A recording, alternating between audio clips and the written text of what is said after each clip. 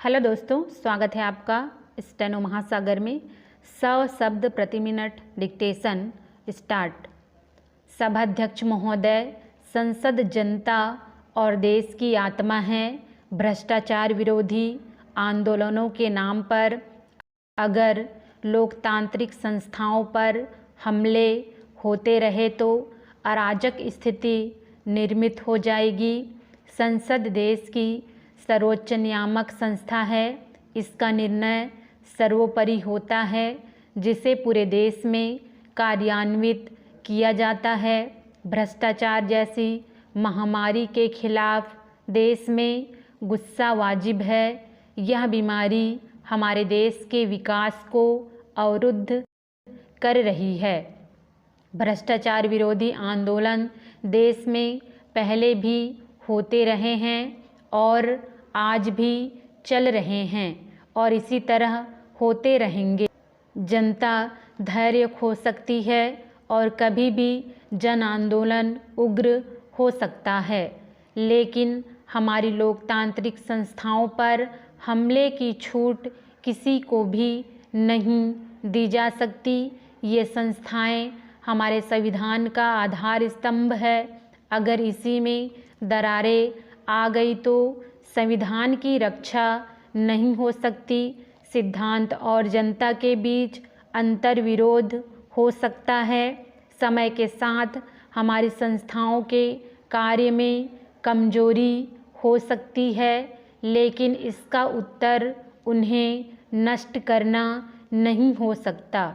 सभापति जी, गांधी जी ने जिस राम राज्य की कल्पना की थी वह न तब था न अब है। उन्हें इस बात का पूर्वानुमान शायद था, तभी तो उन्होंने देश का कोई भी संवैधानिक पद स्वीकार नहीं किया। आज यदि वे जीवित होते तो देश की जनता की और वर्तमान राजनीतिक स्थिति की दुर्दशा देखकर आत्महत्या कर लेते। कहते हैं गांधी जी को इस दुनिया में जन्म लेने के लिए यथोचित माता तलाश में 300 वर्ष इंतजार करना पड़ा। यदि वर्तमान स्थिति को सुधारने की कोशिश करते तो उन्हें शायद 600 वर्ष लग जाते। वर्तमान परिवेश भ्रष्टाचार रोकने और काले धन को भारत वापस लाने पर केंद्रित है।